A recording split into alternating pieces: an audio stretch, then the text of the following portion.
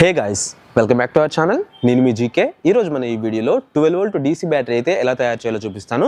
So చాలా ఈజీగా కొంచెం ఎలక్ట్రికల్ నాలెడ్జ్ ఉన్న వాళ్ళు కూడా తయారు చేసుకోవచ్చు అనమాట. సో చూస్తున్నారు కదా, ఆల్రెడీ నేనైతే తయారు చేశాను. సో ఇది తయారు చేయడానికి మనకి ఏమేమి కావాలంటే లిథియం అయాన్ బ్యాటరీస్ అయితే ఉంటాయి కదా, రీఛార్జబుల్ బ్యాటరీస్ 3.7 వోల్టేజ్వి మినిమం 3 బ్యాటరీస్ అయితే కావాలన్నమాట. అంతకన్నా ఎక్కువ మీకు బ్యాటరీ బ్యాకప్ కావాలనుకుంటే ఎక్కువ బ్యాటరీస్ కూడా యాడ్ చేసుకోవచ్చు.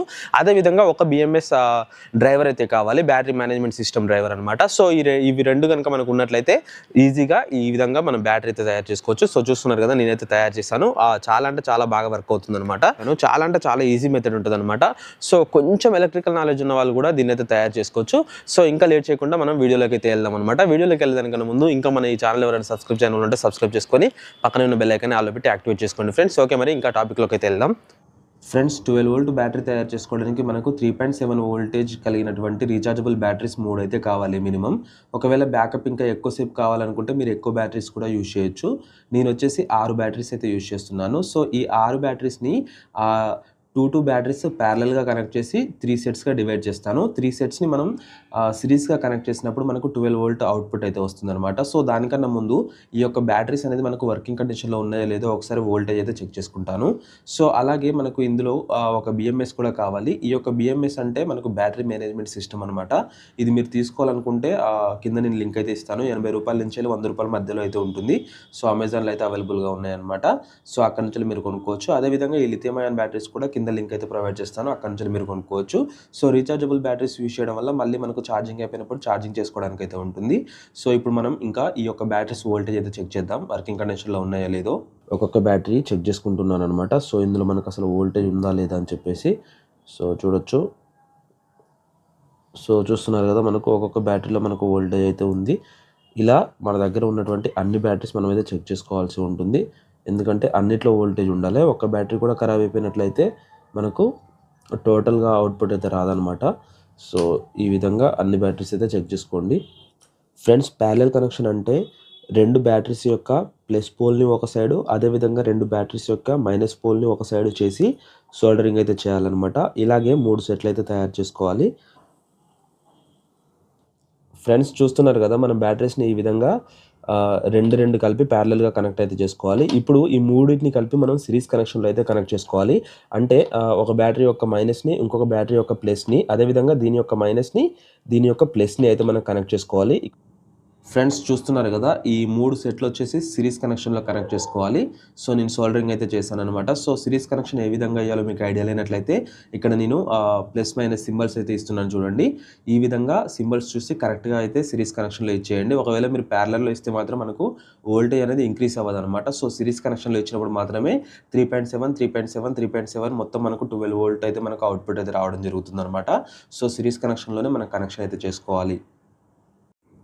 ఇప్పుడు మనం వోల్టేజ్ అయితే చెక్ చేద్దాం, కరెక్ట్గా అవుట్పుట్ వస్తుందో లేదో.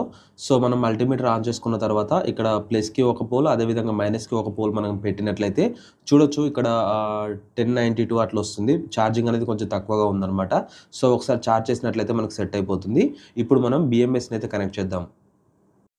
ఈ యొక్క బ్యాటరీ మేనేజ్మెంట్ సిస్టమ్ బోర్డ్కి మనం మొత్తం 4 వైర్స్ అయితే కనెక్ట్ చేసుకోవాలి. ఇక్కడ 12 వోల్ట్ దగ్గర ఒకటి, అదేవిధంగా 8 వోల్ట్ దగ్గర ఒకటి, అలాగే చూసుకున్నట్లయితే ఇక్కడ 4 వోల్ట్ దగ్గర ఒక వైరు, అదేవిధంగా ఇక్కడ 0 వోల్ట్ అయితే ఉంటుంది. మొత్తం 4 వైర్స్ అయితే మనం కనెక్ట్ చేసుకోవాలి. అవి ఏ విధంగా కనెక్ట్ చేసుకోవాలి ఇప్పుడు చూపిస్తాను. బిఎంఎస్ యొక్క 0 వోల్టేజ్ని లాస్ట్ బ్యాటరీ యొక్క మైనస్ పోల్కి అయితే కనెక్ట్ చేసుకోవాలి. సో ఇదే మనకు 12 వోల్ట్ మైనస్ అనమాట. అదేవిధంగా ఇక్కడ 4 వోల్టేజ్ అయితే ఉంది కదా, దీన్ని లాస్ట్ బ్యాటరీ యొక్క ప్లస్ పోల్కి అయితే కనెక్ట్ చేసుకోవాలి. నేను మల్టీమీటర్తో పవర్ అయితే చెక్ చేస్తున్నాను చూడండి. లాస్ట్ బ్యాటరీకి ప్లస్ దగ్గర మనకు 3.64 అయితే వస్తుంది. సో మనకు ఛార్జింగ్ అనేది కొంచెం తక్కువగా ఉంది కాబట్టి తక్కువ వస్తుంది అనమాట. సో ఇక్కడ 4 వోల్టేజ్ సంబంధించినటువంటి వైర్ అయితే సోల్డరింగ్ చేయాలి. లాస్ట్లో నేను మ్యాప్ కూడా చూపిస్తాను, చూడొచ్చు మీరు. అలాగే బిఎంఎస్ యొక్క 8 వోల్టేజ్ వైర్ని మిడిల్లో ఉన్నటువంటి బ్యాటరీ యొక్క ప్లస్కి అయితే మనం కనెక్ట్ చేసుకోవాలి. సో నేను మల్టీమీటర్ పెట్టి చెక్ చేస్తాను చూడండి. ఇక్కడ మల్టీమీటర్ యొక్క మైనస్ని లాస్ట్ బ్యాటరీ యొక్క మైనస్కి పెట్టి ప్లస్ని మిడిల్ బ్యాటరీ యొక్క ప్లస్కి పెట్టినట్లయితే మనకు వోల్టేజ్ అనేది వస్తుంది, మీరు గమనించవచ్చు. సో చూస్తున్నారు కదా, మనకు 7.29 అయితే వస్తుంది. బ్యాటరీలో కొంచెం పవర్ తక్కువ ఉంది కాబట్టి తక్కువ వస్తుంది అనమాట. సో 8 వోల్టేజ్ వైర్ని ఇక్కడ సోల్డరింగ్ అయితే చేయాలి. బిఎంఎస్ యొక్క 12 వోల్టేజ్ వైర్ని ఫస్ట్ బ్యాటరీ యొక్క ప్లస్కి అయితే కనెక్ట్ చేసుకోవాలి. సో ఈ విధంగా. సో ఇప్పుడు నేను కనెక్ట్ చేస్తాను. BMSకి బ్యాటరీకి కనెక్షన్స్ అయితే ఈ విధంగా చేయాలి. మీకు కన్‌ఫ్యూజన్ ఉన్నట్లయితే ఇక్కడ నేను సింబల్స్ అయితే ఇస్తున్నాను చూడండి. సో, ఇవి చూసి కరెక్ట్‌గా అయితే మీరు ప్రిపేర్ చేసుకోండి. బ్యాటరీ మేనేజ్‌మెంట్ సిస్టమ్‌కి అదేవిధంగా బ్యాటరీస్‌కి కరెక్ట్‌గా కనెక్ట్ చేసినప్పుడు మాత్రమే బ్యాటరీ అనేది పర్ఫెక్ట్‌గా వర్క్ అవుతుంది. లేదంటే వర్క్ అవ్వదు. సో, మంచిగా చూసుకున్న తర్వాత బ్యాటరీ అయితే తయారు చేసుకోండి. ఫ్రెండ్స్, ఇప్పుడు మనం తయారు చేసినటువంటి 12 వోల్ట్ బ్యాటరీలో అవుట్‌పుట్ అనేది కరెక్ట్‌గా వస్తుందో లేదో చెక్ చేద్దాం. ఇక్కడ BMSలో అవుట్‌పుట్ కలిగినటువంటి వైర్స్‌కి నేను మల్టీమీటర్ అయితే పెడుతున్నాను. చూస్తున్నారు కదా! మనకు నియర్లీ 11 వోల్టేజ్ అయితే వస్తుంది. మనకు 12 వోల్టేజ్ చేంజ్ అయితే రావాలి. బ్యాటరీస్‌లో ఛార్జింగ్ అయితే కొంచెం తక్కువగా ఉంది. ఒకసారి ఛార్జ్ చేసినట్లయితే మనకు అవుట్‌పుట్ అనేది పర్ఫెక్ట్‌గా ఉంటుంది.